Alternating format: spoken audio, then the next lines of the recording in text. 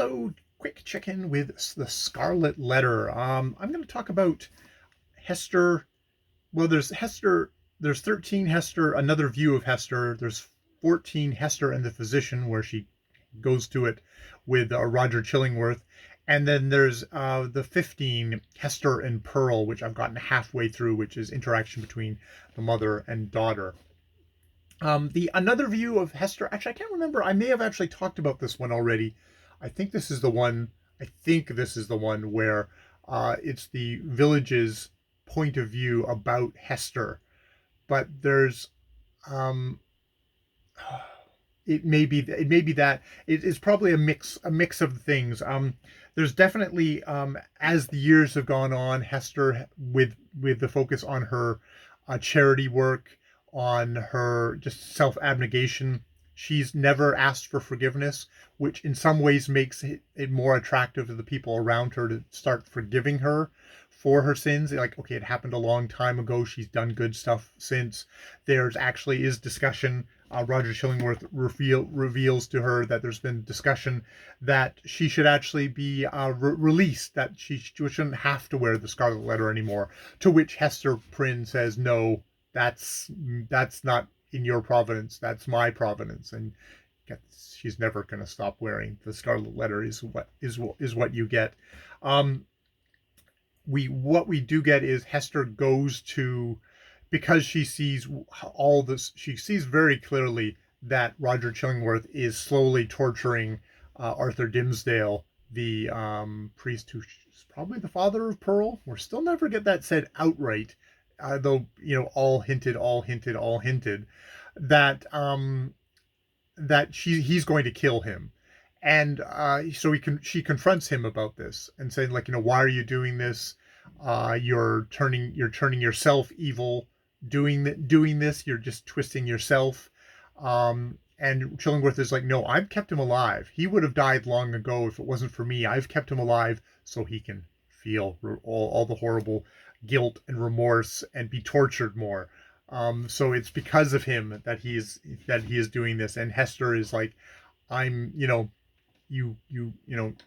she's like, she wants to be released from her vow of not telling anyone, because she didn't realize what Roger Chillingworth was up when that happened.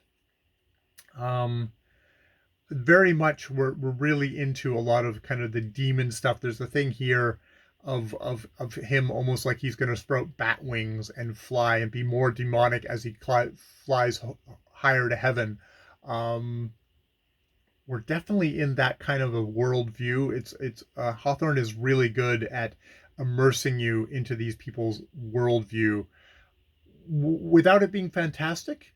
But it's like it is fantastical because you're seeing it through these people's eyes who seem to really, really believe like the Satan walks among them, the devil, and it's a fallen world. This is very much a fallen world where your soul is in peril at all times, and obviously it's only going to be through religion, Christ, and all that stuff that you're going to actually kind of keep up. In this latest section, which is the one I've probably got the most strongly in my head, Hster and Pearl, she watches him stooping to the ground, picking up herbs.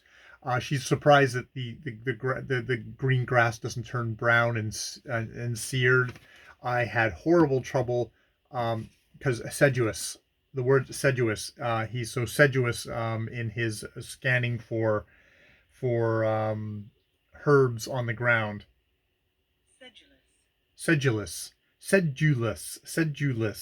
which is persevering and constant effort or application. Assiduous, diligent application or pursuit, constant, steady, persevering in business or endeavors to effect an object. Steady, assiduous, which is he's not only with herbs, he's obviously also sedulous in his pursuit of revenge against Arthur Dimmesdale for getting his wife pregnant and casting her into shame, and thus also destroying him in a way. He no longer feels like he can be himself in society, because then the shame of what they did will fall upon him as well. Um, we come to Pearl, who is being kind of wild elf child again, trying when we first left as Hster and Chillingsworth were talking. She was beckoning to the reflection of herself in a pool left by the retreating sea, and she doesn't have any friends of her own, so she wants this girl to be her friend and beckons, but the girl just beckons back. She says, "Oh, okay, I'll come." So she steps into the pool, at which point, she's standing in a pool. She's not with her friend. It's always just out of reach.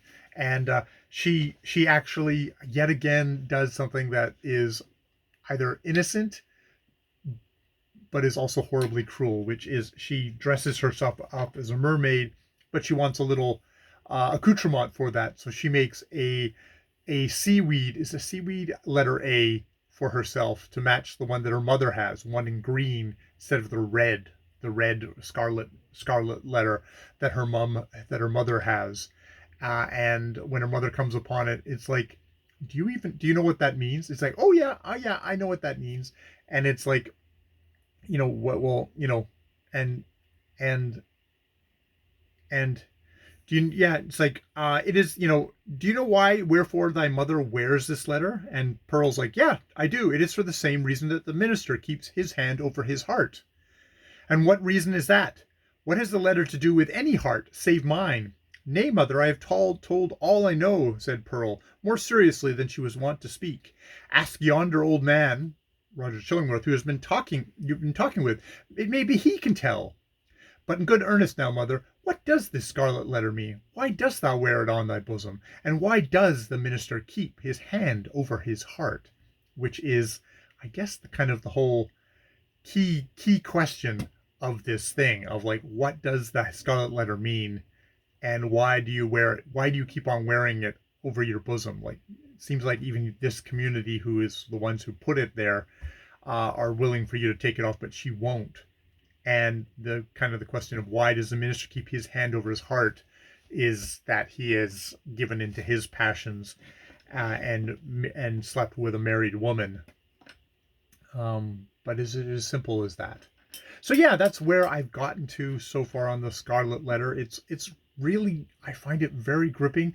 It's really good that nobody's coming out and saying anything. No one is coming out and saying, yeah, I banged your mother. There's no flashbacks yet of the act. This is all aftermath, dealing with your actions after you've done them, which is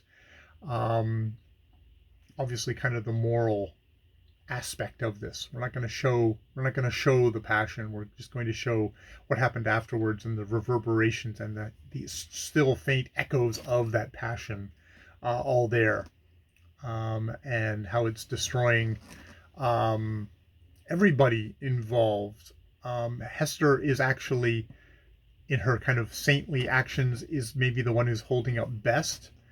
It's kind of twisting Pearl. It is definitely destroying Roger Chillingworth and Arthur Dimmesdale. Dimmesdale? I'm going to go with Dimmesdale. I should look up somebody's pronunciation of that. All right, I will stop there. I've been Jay. More videos later.